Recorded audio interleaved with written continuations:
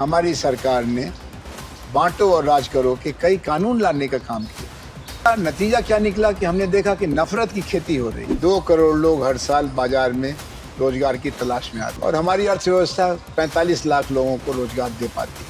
1.5 करोड़ लोग सालाना बेरोजगारी के दलदल में धंस रहे हैं। विदेशी कंपनियों का कब्जा हो गया, खासतौर पर चीन की कंपनियां मोबाइल फ़ोन से लेकर के और गणेश लक्ष्मी तक चीन से बन के आता। तमाम तकलीफों के बावजूद सरकार की आलोचना करने से डरते हैं और अगर उन्होंने कुछ कह दिया तो रात में 12 बजे पुलिस उनके दरवाजे पर धमकती है। तो विपक्षी दलों के नेताओं को सरकारी साधनों से डराया जाता है और वही नेता अगर पाला बदल ले, दूध का धुलाई नहीं हो जाएगा, उसको मुख्यमंत्री बना देते हैं, राज्यसभा भेज देते हैं।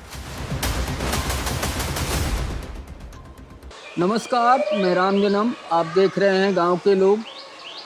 आज हमारे बीच प्रोफेसर आनंद कुमार जी हैं। आनंद कुमार जी देश के जाने माने समाजशास्त्री, समतावादी चिंतक और काशी हिंदू विश्वविद्यालय और जवाहरलाल यूनिवर्सिटी में प्राध्यापक भी रहे हैं। आज हम आनंद कुमार जी से देश की राजनीतिक, सामाजिक और आर्थिक ये जो तस्वीर है उसको जानने की कोशिश करेंगे, समझने की कोशिश करेंगे। देश में झूठ नफरत का वातावरण है। ऐसे समय में हम समझने की कोशिश करेंगे आनंद कुमार जी से, जो हमको दिखाई देता है कि भारतीय राजनीति एक ऐतिहासिक मोड़ पे है और उधर से एक रास्ता निकलता हुआ दिखाई देता है कि संवैधानिक संस्थाओं को मुट्ठी में बंद करके संविधान पे निशाना साधा जा रहा है और नफरत और झूठ के बुनियाद पे देश का ताना बाना तोड़ने की कोशिश हो रही। दूसरी तरफ देश में लोकतांत्रिक संस्थाओं और मूल्यों को बचाने की आवाज़ है। ऐसे में आप भारतीय राजनीति को कैसे देखते और समझते हैं? जी, अभी जो आपने पृष्ठभूमि बताई उससे मैं पूरी तरह से सहमत हूँ। आज़ादी के 75 साल पूरे होने के बाद देश में जो आत्मविश्वास होना चाहिए, अतीत की उपलब्धियों के आधार पर भविष्य के प्रति जो एक स्पष्टता होनी चाहिए, वो एक धुंध सी फैली हुई है। इसको आप कह सकते हैं पूंजीवाद का चौतरफा प्रसार और प्रचार, जिसमें जिसके पास पूंजी नहीं है उसका भविष्य अंधकारमय है। ये स्वराज की तस्वीर अप्रत्याशित है, क्योंकि हमारी समाज व्यवस्था की मूल शक्ति राजनीति से पैदा होती है। उसी से स्वराज का सपना जागा, उसी जरिए आज़ादी की लड़ाई लड़ी गई और उसी के बाद, उसी के बल पर आज़ादी के बाद एक संविधान के जरिए हमने राष्ट्र निर्माण का लक्ष्य बनाया। आज भी राजनीति ही सत्ता के ढांचे को बनाती और बिगाड़ती है। राजनीति के 3 मोर्चे हैं। एक तो रोज़ रोज़ की ज़िंदगी है, जहाँ लोग अपने प्रश्नों को उठाते हैं और उसके सुलझाने की आशा रखते हैं। दैनिक जीवन के अलावा एक दूसरा मोर्चा राजनीति का है, आंदोलनों का, जिन सवालों पर कुछ लोग इकट्ठा हो जाते हैं, जिनकी एक तादाद हो और जो एक रणनीति के जरिए अपने प्रश्नों को सुलझाना चाहते हैं, जो चल रहा है उसको बदलना चाहते हैं, तो उससे आंदोलन पैदा होता है। और तीसरा मोर्चा है पार्टियों का और चुनाव का, जिसका सबसे ज़्यादा महत्व है।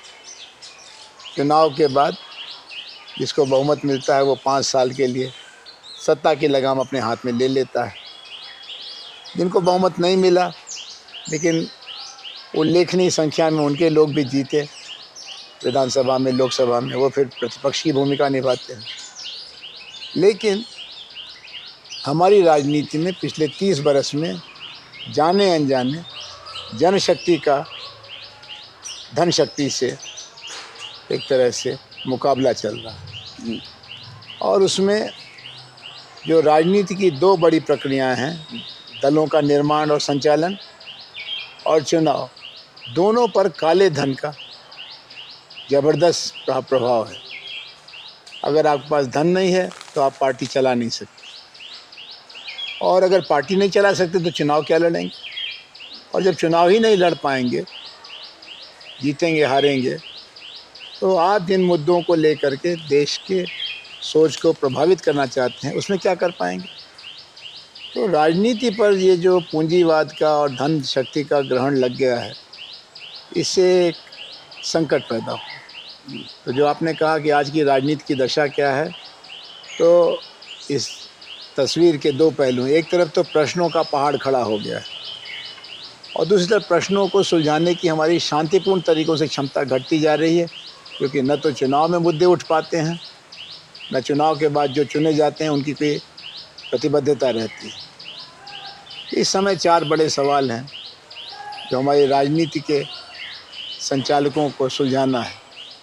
पहला सवाल है कमाई का, बेरोजगारी गांव से लेकर शहर तक, और गांव में महात्मा गांधी ग्रामीण रोजगार योजना की वजह से कुछ थोड़ी सी लाज बची हुई है, शहर में तो वो भी नहीं। कमाई के बाद दूसरा सवाल है बहुत बड़े पैमाने पर दवाई का। कोरोना संकट के बाद से स्वास्थ्य के नाम पर चिकित्सकों और दवा कंपनियों ने लूट मचा रखी है, और सरकार लाचार है, क्योंकि सरकार के पास जो भी पैसा है वो स्वास्थ्य में लगाने की बजाय और चीज़ों में लगाते हैं। तीसरा महंगाई का, जो बड़े लोगों को प्रभावित नहीं करती, लेकिन जो देश का विराट बहुमत है, लगभग 90% भारतीय महंगाई की चपेट में। इसमें से 1 अरब 40 करोड़ लोगों में से 80 करोड़ को तो हर 15 दिन पर सरकार खुद मुफ्त अनाज दे रही। नहीं, सड़कों पर मजमा लग जाएगा, सब कुछ रुक जाएगा। और भी लोग हैं जो 80 करोड़ के दायरे के ऊपर हैं, वो भी पेट्रोल, डीजल, दाल, चीनी, फल, दवा, हर जगह महंगाई से पीड़ित। और आखिरी सवाल है पढ़ाई का। हम सबको आज नहीं, राष्ट्रीय आंदोलन के ज़माने से मालूम है कि किसी भी व्यक्ति, परिवार, समुदाय, क्षेत्र और राष्ट्र का भविष्य बनाने का सबसे सीधा रास्ता अच्छी पढ़ाई है। लेकिन आज अच्छी पढ़ाई कहाँ है? पढ़ाई का दाम बढ़ गया, लेकिन पढ़ाई और रोज़गार का रिश्ता टूट गया। तो अभी हम राजनीति से उम्मीद करते हैं कि कमाई का सवाल यानी रोज़गार नीति, महंगाई का सवाल यानी दाम नीति, दवाई का सवाल यानी स्वास्थ्य नीति, और पढ़ाई का सवाल यानी शिक्षा नीति में कुछ बुनियादी परिवर्तन करें। लेकिन इसके बजाय आप देख रहे हैं कि जो सत्ताधारी गठबंधन है वो सांस्कृतिक सवालों को उठा रहा है। पिछले 400-500 साल की दुर्घटनाओं को ध्यान में ला रहा है, और धर्म का सवाल जो धर्माचार्यों को सुलझाना है उसको राजनेता सुलझाने में देश का पैसा लगा रहे हैं, देश की ताकत लगा रहे हैं, देश को भटका रहे हैं। तो जिस दिशा में राजनीति को चलना चाहिए लोकतंत्र के नाते, उसकी उल्टी दिशा में चल रहे हैं। इस दिशा को बदलने की ज़रूरत है, और इसके लिए एकजुट होने की ज़रूरत है। अभी आपने 2 चीज़ कहा। एक तो स्वराज की बात आपने किया। स्वराज की बात आज़ादी के बाद, हम अपनी समझ से बता रहा हूँ कि स्वराज की बात आज़ादी के बाद दब गई। लेकिन 2011 में जिस आंदोलन में आप लोग थे, उसके बाद आप लोगों ने स्वराज अभियान बनाया, उस दौर में स्वराज की बात थोड़ी बहस में आ गई थी। और आज जब एक यात्रा कर रहे हैं राहुल गांधी, भारत जोड़ो यात्रा किए, भारत जोड़ो न्याय यात्रा किए, तो कहीं ना कहीं इसमें स्वराज की जो बुनियाद है, न्याय, त्याग और भाईचारा, तो वो चीजें फिर से दिखने लगी हैं। आप इसको कैसे देखते हैं? दूसरा सवाल, आपने काले धन की बात किया, राजनीति में काले धन, ये जो इलेक्टोरल बॉन्ड है जिस पे अभी सुप्रीम कोर्ट का फैसला आया है, जिसमें साफ साफ दिख रहा है कि जो काला धन है उसको कैसे घुमा फिरा के, जो बड़ा भ्रष्टाचार का खेल है उसको कैसे घुमा फिरा के अपने काम में लगाने की जो कवायद है, उसको राज कानून का एक आवरण पहना के, जो भी कहिए जैसे भी देखिए, आप इन दोनों को कैसे देखिए, जानना चाहिए। नहीं, ये बहुत आशाजनक माहौल हो रहा है, क्योंकि हमारे स्वराज का निर्माण राष्ट्रीय एकता के आधार पर हुआ था। जातियों से जुड़ा जो अन्याय था उसको गांधी जी ने, डॉक्टर अंबेडकर ने, अन्य लोगों ने उठाया, और आज़ादी के बाद राम मनोहर लोहिया से लेके काशीराम तक ने उसमें लोगों को जोड़ा। तो सामाजिक अन्यायों को दूर करके एक एकता की रचना की बात थी।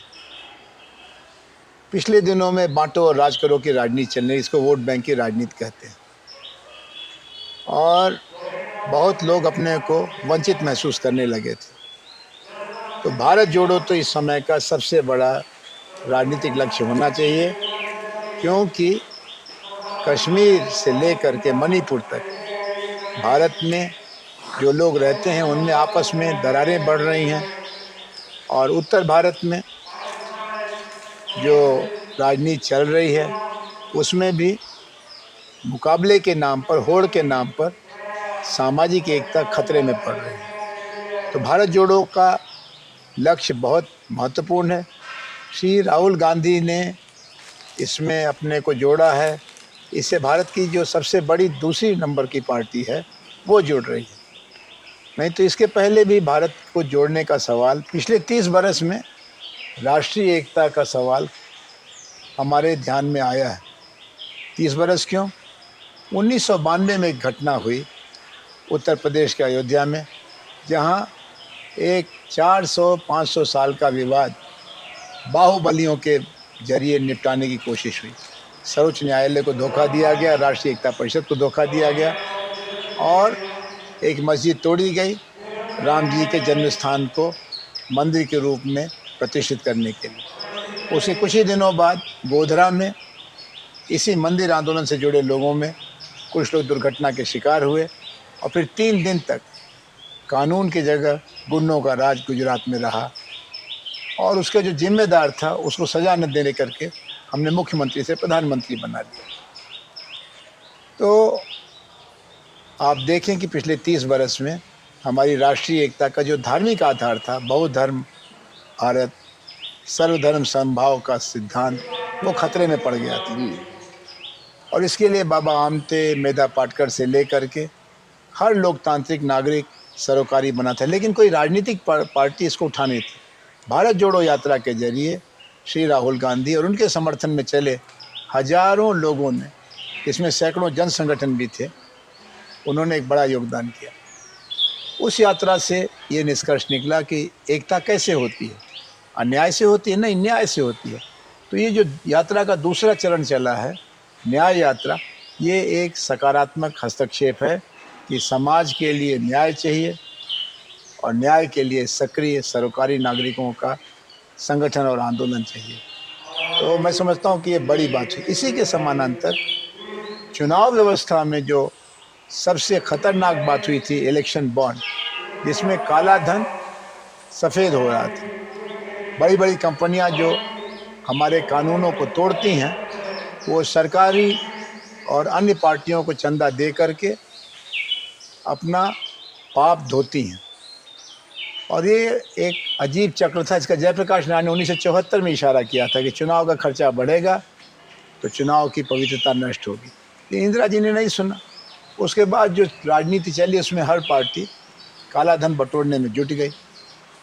ये इलेक्शन बॉन्ड पर एसोसिएशन फॉर डेमोक्रेटिक रिफॉर्म्स और कॉमन कॉज के प्रार्थना पर प्रशांत भूषण जैसे बहादुर निर्भीक वकील की वकालत पर सर्वोच्च न्यायालय ने जो इलेक्शन बॉन्ड रद्द किया है, उससे फिर से निराशा की रात में आशा की चांदनी फैल रही है। मुझे आशा है कि इन दो घटनाओं यानी न्याय यात्रा और इलेक्शन बॉन्ड को रद्द करना, इन दो से जो राजनीति में शुभ की ताकतें हैं वो बढ़ेंगी।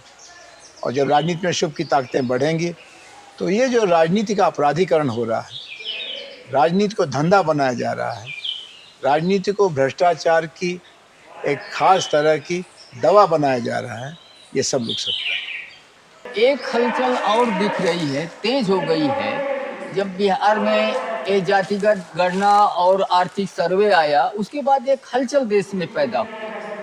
ये जो गाँव में लोग रहते हैं, जिनको कामगार हम कहते हैं, जो मेहनतकश कहते हैं, जो भी कहते हैं, मतलब अलग अलग लोग अलग अलग तरीके से उनको, कोई कमेरा समाज कहता है, कुछ भी कहता, लेकिन सच बात है, समाज देश तो उन्हीं का है। और उनमें एक हलचल पैदा हुई। वो गांव में रहते हैं, ज़्यादातर उसके लोग गांव में रहते हैं। जहाँ ये हलचल है वो गांव में रहते हैं। ग्राम स्वराज की बात, इस सारी चीज़ों को आप कैसे देखते हैं? ये जो 73वां संशोधन हुआ है पीछे, उसको मिला जुला के आप कैसे देखते हैं ये सारी चीज़? ये हमको ध्यान में रखना पड़ेगा कि 200 बरस के अंग्रेजी राज के बावजूद और 75 बरस के स्वाधीनोत्तर भारतीयों के राज के बावजूद 65% भारत ग्रामीण है, यानी 3 में से 2 नागरिक ग्रामीण हैं। और दूसरी बात ये कि बिहार झारखंड के अलग होने के बाद देश का ऐसा प्रदेश है जहाँ 90% जनता ग्रामीण है। तो बिहार में जो होता है उसको हमको ग्रामीण भारत का प्रतिबिंब मानना चाहिए, ग्रामीण भारत की प्रतिध्वनि माननी चाहिए। दूसरी बात हमें ये नहीं भूलनी चाहिए कि गांधी जी और राष्ट्रीय आंदोलन ने भारत के स्वराज को अंततः ग्राम स्वराज के रूप में परिभाषित किया था। और ग्राम स्वराज का मतलब क्या था कि हमारी जो जिंदगी का आर्थिक, सामाजिक, राजनीतिक पक्ष है, उसके निर्णय का अधिकार हमको हो, गांव को हो, गांव पंचायत को हो। ये काम रुका था। और जब श्री राजीव गांधी शासन में आए अपनी मां की दुखद हत्या के बाद, तो उन्होंने शासन व्यवस्था को बेहतर बनाने की चुनौती को महसूस किया और सत्ता का रुका हुआ विकेंद्रीकरण, उन्होंने उसको आगे बढ़ाने की कोशिश की, जिसकी वजह से संविधान का 73वां और 74वां संशोधन किया गया। गांव सभा को और नगर पालिका को नए अधिकार दिए गए। लेकिन हम ये जानते हैं कि आज गांव सभा और नगर पालिका का आर्थिक आधार बहुत कमज़ोर है। 90% अनुदान सीधे केंद्र से आता है। स्थानीय आधार को मजबूत करने के बजाय उसको हम लोगों ने पराश्रित बना दिया। फिर भी ग्रामीण भारत में एक नई हलचल है। उनके नई पीढ़ी के लोग ज़्यादा शिक्षित हैं, मीडिया क्रांति से उनकी सूचना का संसार बड़ा हो गया है और उनके सपने भी अब लोकतंत्र और स्वराज से जुड़ गए। वो अपने जीवन को चलाने के अधिकार को मांगना चाहते हैं। भारत अभी तक 75 साल में लोकतंत्र के नाम पर 2 ढांचों के साथ जीना सीख चुका है। एक तो केंद्र की सरकार और दूसरी राज्य की सरकार। लेकिन अभी हमको 2 और रचना करना बाकी है, जिला सरकार और गांव सरकार। हम सोच नहीं पाते कि जिले का फैसला जिले में कैसे होगा और गांव का फैसला गांव में कैसे होगा। इसके लिए हमने चुनाव के जरिए ये रास्ता बनाया है कि गांव की जो विविधता है, स्त्री पुरुष की, स्त्री के लिए आरक्षण हो। और बिहार ने तो कमाल किया, 50% आरक्षण किया। बिहार की देखा देखी बाकी देश को करना पड़ा। दूसरा, हमने अनुसूचित जाति, जनजाति, अन्य पिछड़ा वर्ग को भी हिस्सेदारी देने के लिए आरक्षण किया है। और ये प्रयोग अब कुछ फल देने लगा है। हम नज़दीक से गांव को देखने का समय नहीं निकालते, लेकिन अगर आप ग्रामीण भारत को नज़दीक से देखें या जो लोग गांव में काम कर रहे हैं, वहाँ इस समय पानी का सवाल बहुत महत्वपूर्ण हो गया है। और हमारे गांव में हमारा राज का नारा झारखंड में, छत्तीसगढ़ में, बिहार में चल रहा है। जैसे विधायकों के अधिकार हैं, ऐसे गांव सभा के प्रतिनिधियों को भी अधिकार और कर्तव्य हों, और जिला परिषद और नगर पालिका की ताकत बढ़े। ये आंदोलन इस समय उपेक्षित है, मीडिया में इसकी चर्चा नहीं है, लेकिन गांव में, कस्बे में आप जाइए तो इसको लेकर के एक पूरी पीढ़ी बेचैन हो चुकी है। और इसी को कभी इस राष्ट्र के नव निर्माण का सपना देखने वालों ने चौखंबा राज कहा था। एक खंबा केंद्र सरकार, एक खंबा राज्य सरकार, एक खंबा जिला सरकार, एक खंबा चौखंबा गांव सरकार, और इन सब को जोड़ते हुए एक पांचवा खंबा विश्व सरकार। ये सपना आज फिर से ग्रामीण भारत को आकर्षित कर रहा है, आदिवासी भारत को आकर्षित कर रहा है, लेकिन इसका बड़ा दमन किया जा रहा है। दुर्भाग्य की बात है, अधिकांश पार्टियां सत्ता के विकेंद्रीकरण के सवाल पर यथास्थितिवादी हैं, और ग्रामीण भारत और राजनीतिक नेतृत्व के बीच का फासला अभी सामने आया, जब एक साल किसान दिल्ली की सरहदों पर पड़ा रहा। उसकी भी राजधानी है दिल्ली, उसकी भी, लेकिन उसको घुसने की इजाज़त नहीं दी गई। लेकिन आप सलाम करिए भारत की लोक शक्ति को कि राज शक्ति द्वारा दमन के बावजूद वो एक साल टिके रहे और आखिर में सरकार को पीछे हटना पड़ा। ये अलग बात है कि सरकार ने वादा खिलाफी की है, उसकी सज़ा उसको मिलेगी। कब मिलेगी, कैसे जनता देगी, वो भी देखने की बात है। दूसरे, भारतीय समाज दुनिया के अन्य देशों समाजों की तरह से विषमता पर आधारित है। विषमता से समता की तरफ बढ़ना पिछले 300 साढ़े 300 साल की मानवता का प्रयास है। इसी में लोकतंत्र आया, इसी में स्वराज आया, और इसी में मानवीय अधिकारों को संयुक्त राष्ट्र संघ ने मान्यता दी। लेकिन किताब में लिखना एक बात है, जीवन में लाना दूसरी बात है। हमको पता ही नहीं है कि हमारा समाज कितनी जातियों में बटा है। इसकी गणना हम 1931 के बाद करने का साहस नहीं जुटा सके।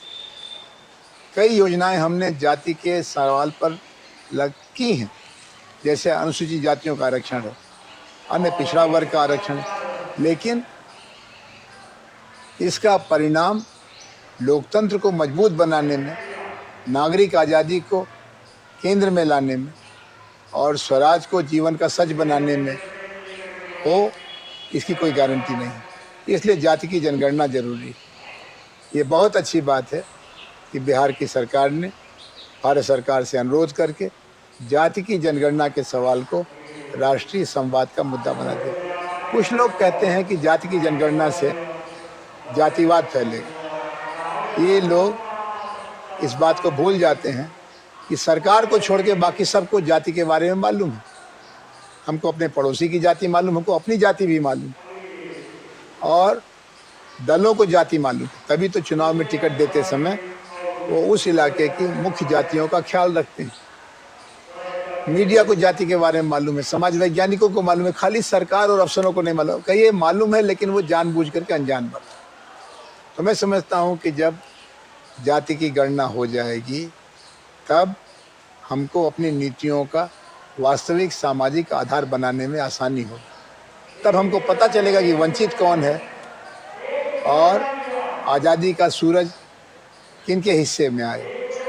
और जब सबको आज़ादी का सूरज का प्रकाश मिलेगा, ऊर्जा मिलेगी, ऊष्मा मिलेगी, अवसर मिलेगा, तो न सिर्फ आज़ादी मजबूत होगी, लोकतंत्र मजबूत होगा, देश भी मजबूत होगा। तो देशभक्ति का तकाजा कि हम अन्यायों को दूर करें, एक न्यायपूर्ण समाज बनाएं। और जैसा शुरू में हुआ कि न्याय होगा तो बंधुत्व होगा, बंधुत्व होगा तो एकता होगी, एकता होगी तो प्रगति होगी। तो जो भारत की एकता चाहते हैं, जो भारत में बंधुत्व चाहते हैं, वो इधर उधर की बात न करें। सामाजिक, आर्थिक और राजनीतिक न्याय के लिए देश की पुकार को सुने और उसी अनुकूल नई नीतियों और कार्यक्रमों को लागू करें। जी।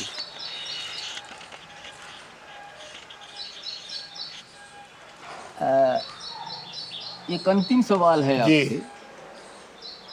सवाल ये है कि एक चुनाव होने जा रहा, लोकसभा चुनाव 2024 होने जा रहा, और बहुत सारे लोग इस देश में कह रहे हैं, जो लोग इसमें लगे हैं, जो लोग देश से प्रेम करते हैं, ऐसे लोग भी, कई तरह के लोग, दोनों पक्षों से एक बात आ रही है कि एक ये 2024 का लोकसभा चुनाव ऐतिहासिक हो।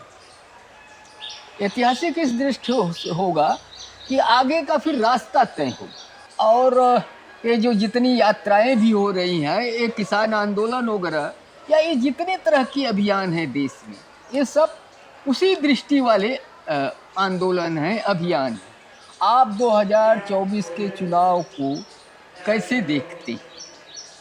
मेरी समझ से भारत जैसे नव स्वाधीन राष्ट्र के लिए हर चुनाव महत्वपूर्ण। जी। 1952 का चुनाव महत्वपूर्ण था, और 1967 का चुनाव महत्वपूर्ण था, 1977 का चुनाव महत्वपूर्ण था, 1984 का चुनाव भी महत्वपूर्ण था। ये चुनाव भी महत्वपूर्ण है। ये महत्वपूर्ण 3 कारणों से। एक तो पिछले 30 साल से भूमंडलीकरण के नाम पर जो बाजारवाद और पूंजीवाद चल रहा है, उसके अच्छे बुरे को हमने देख लिया। अब इसमें से कोई नया शुभ या कोई नया अशुभ नहीं आना है। शुभ क्या है? कुछ घरानों को बेतहाशा पूंजी इकट्ठा करने का मौका मिला, मध्यम वर्ग को वैश्विक स्तर पर शिक्षा और रोजगार का अवसर मिला, और बाजार में भोगवाद की आंधी चल रही है। दुनिया में कोई भी चीज़ कहीं भी अगर पैदा हो रही है तो गाड़ी से लेकर के चॉकलेट तक आप भारत के बाजार में खरीद सकते हैं। अशुभ क्या हुआ? अशुभ ये हुआ कि रोजगार विहीन विकास हुआ है। लगभग 2 करोड़ लोग हर साल बाजार में रोजगार की तलाश में आते हैं, और हमारी अर्थव्यवस्था 45 लाख लोगों को रोजगार दे पाती है। 1.5 करोड़ लोग सालाना बेरोजगारी के दलदल में धंस रहे हैं। दूसरे, हमने पाया कि हमारे बाजार पर जाने अनजाने विदेशियों का, खासतौर पर चीन का कब्जा हो गया। हम फिर से ईस्ट इंडिया कंपनी वाले दौर में चले गए हैं। रोजगार विहीन अर्थव्यवस्था के जबड़े में फंस गए। दूसरे, हमारे बाजार पर जाने अनजाने विदेशी कंपनियों का कब्जा हो गया, खासतौर पर चीन की कंपनियां मोबाइल फ़ोन से लेकर के और गणेश लक्ष्मी तक चीन से बन के आता है और आप उसको खरीदते हैं। तीसरा, गांव और शहर का फासला असाधारण रूप से बढ़ गया। गांव में अब गरीबी नाच रही है। खेती एक ऐसा धंधा है जिसका कोई अब वारिस नहीं बनना चाहता। नेता का लड़का नेता बनना चाहता है, अभिनेता का बच्चा भी और बच्ची भी सिनेमा में अपने माता पिता के वंशवाद को आगे बढ़ाना चाहता है। व्यापारी उद्योगपति तो पहले से अपने खानदान के काम को करने के लिए मशहूर हैं।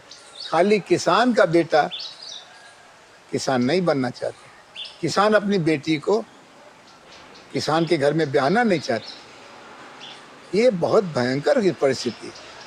तो जो अभी की परिस्थिति है, इसमें चुनाव को ये तय करना पड़ेगा कि हम इसी अंधी दौड़ में फंसेंगे या इसमें से निकलेंगे। दूसरा, पिछले 10 बरस में हमारी सरकार ने बांटो और राज करो के कई कानून लाने का काम किया। नागरिकता कानून, समान नागरिक संहिता का कानून। तो बांटो और राज करो वालों का राज चल रहा था, लेकिन उसका नतीजा क्या निकला कि हमने देखा कि नफरत की खेती हो रही। अन्य पार्टियां भी क्षेत्रीय राजनीति करने वाली भी नफरत की राजनीति में फंस रही। तो नफरत से भी हमको निकलने के लिए इस चुनाव का इस्तेमाल करना पड़ेगा। और तीसरी बात है भय। लोकतंत्र सहमति और असहमति के बीच संवाद का विज्ञान है। लोकतंत्र में सरकारी पार्टी तो होती है, लेकिन विपक्षी पार्टी की भी एक मर्यादा है, और विपक्षी राजनीति करने वालों का ये अधिकार है कि वो सरकार की नीतियों की समीक्षा करें, आलोचना करें, उनका विकल्प प्रस्तुत करें। लोकतंत्र की इस बुनियाद पर ही हमला हो रहा है। और सरकार का विरोध मतलब राष्ट्र का विरोध। ये एक नया सिद्धांत चल रहा है, इससे भय फैल रहा है। तो ये चुनाव ये भी तय करेगा कि हमारी अर्थनीति विदेशी कंपनियों के इशारे पर बनेगी या देश की ज़रूरतों के हिसाब से बनेगी। हमारी राजनीति जनता की पुकार का प्रतिबिंब होगी या मुट्ठी भर घरानों की तरक्की का साधन बनेगी, जिसको धनतंत्र कहा गया। और ये भी तय होगा कि हम नफरत की राजनीति से एकता की राजनीति की तरफ कैसे बढ़ेंगे, और आखिरी कि एक निर्भय समाज कैसे बनाया जाएगा। हमने देखा कि डर से निडरता की तरफ बढ़ना ही हमारी आज़ादी की लड़ाई का रहस्य था। कभी लोग पुलिस की पगड़ी दे के गाँव छोड़ के भाग जाते थे 1857 के बाद, लेकिन 1921 के बाद जेल जाना साहस का काम हो गया और नारा लगने लगा कि जगह है कितनी जेल में तेरे, देख लिया और देखेंगे। जीना है तो मरना सीखो, कदम कदम पर लड़ना सीखो। 5 बड़े सत्याग्रह तो गांधी जी के नेतृत्व में हुए। दूसरी तरफ भगत सिंह, चंद्रशेखर आजाद जैसे नौजवानों ने देश की आज़ादी के लिए निडर होकर के फांसी का फंदा चूम दिया। उसी देश में आज लोग नुक्कड़ पर खड़े होकर के तमाम तकलीफों के बावजूद सरकार की आलोचना करने से डरते हैं, और अगर उन्होंने कुछ कह दिया तो रात में 12 बजे पुलिस उनके दरवाजे पर धमकती है। नेताओं को, विपक्षी दलों के नेताओं को सरकारी साधनों से डराया जाता है, और वही नेता अगर पाला बदल ले और सरकारी पार्टी का शरणागत हो जाए तो दूध का धुला हो जाएगा। दूध का धुला ही नहीं हो जाएगा, उसको मुख्यमंत्री बना देते हैं, राज्यसभा भेज देते हैं। ये भयंकर सिद्धांतहीनता का दौर है। हमको आशा है कि ये चुनाव इस पर रोक लगाएगा, और इसके लिए जो संकेत मिल रहे हैं वो बहुत अच्छे मिल रहे हैं। जो पारंपरिक विरोधी थे, गैर कांग्रेसवाद के गर्भ से बिहार की राष्ट्रीय जनता दल, उत्तर प्रदेश की समाजवादी पार्टी और अन्य कई पार्टियों का जन्म हुआ। आज वो और कांग्रेस मिल करके विकल्प देने की कोशिश कर रहे हैं, और वो विकल्प खाली चुनावी दावतों का नहीं है, वो जनता के बीच जाकर के एकता पैदा कर रहे हैं। गांव-गांव घूम रहे हैं। हजारों किलोमीटर की एक यात्रा हो चुकी है, दूसरी चल रही है। ये नई राजनीति है, और इससे लोक शक्ति की एक नई लहर बन रही है। इसमें मीडिया की कोई खास भूमिका नहीं है, इसमें दलों की कोई खास भूमिका नहीं है, इसमें जनता की पहल है। और जब जनता पहल करती है तो उसमें से शुभ ही पैदा होता है। हमारा स्वराज हमारी आंख के आगे देखते देखते पुलिस राज में बदल रहा है। एक घटना 1995 की देवरिया के गांव की थी, जहां एक वंचित वर्ग के परिवार के 2 लोगों को प्रभु जाति के दबंग लोगों ने गोली मारी। 2 लोगों की जान गई, बाकी लोग घर छोड़ के भागने को मजबूर हुए। और उसके बाद जिन्होंने हमला किया उन्होंने उल्टा मुकदमा भी किया। मुकदमा 25 साल चला। 57-58 लोगों पर नामजद रिपोर्ट, इसमें नाबालिग भी थे, बूढ़े भी थे, स्त्रियां भी थी। और आज 16 फरवरी को देवरिया की अदालत ने फैसला कर दिया कि जो मारे गए उन्हीं के घर के लोग दोषी थे, और उनको सजा दो, गिरफ्तार करो, जुर्माना करो। इसके दूसरे सिरे पर हमारे पुलवामा दुर्घटना का रहस्य खोलने वाले कश्मीर के राज्यपाल रह चुके सतपाल मलिक के घर पर सीबीआई ने छापा मारा। सतपाल मलिक 4 राज्यों के इसी मोदी सरकार के राज्यपाल रह चुके थे, बिहार के, मेघालय के, गोवा के, जम्मू और कश्मीर के। और आज वो सरकार के आलोचक होने के कारण सरकार के निशाने पर ले लिए गए, और अखबारों में खबर छाप दी गई कि उनके इतने ठिकानों पर छापा मारा गया। देवरिया से लेकर के सतपाल मलिक तक पुलिस राज के कई सबूत हैं, और ये सब जनता देख रही है। मुझे 1977 के जन निर्णय के बाद, श्री वीपी सिंह के पक्ष में हुए मतदान के बाद ये भरोसा है कि जनता इन सवालों पर बोलती तो नहीं है, लेकिन जब वो चुनाव का मौका आता है अपना निर्णय देने का समय मिलता है तो वो सही निर्णय करती है। इस बार भी सही निर्णय ही होगा।